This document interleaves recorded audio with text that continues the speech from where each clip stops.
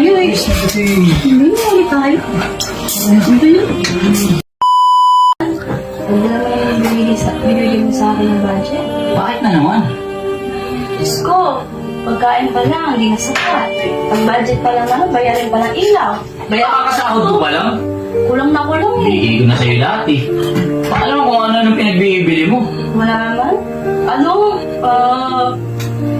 pagkain pa lang, araw-araw, tignan mo naman. Sige, gagawa pa rin. Kumita ko yata. Saan ako na? Oy! Kamusta? Uy! Uy, yung ano ka? Opo ka muna!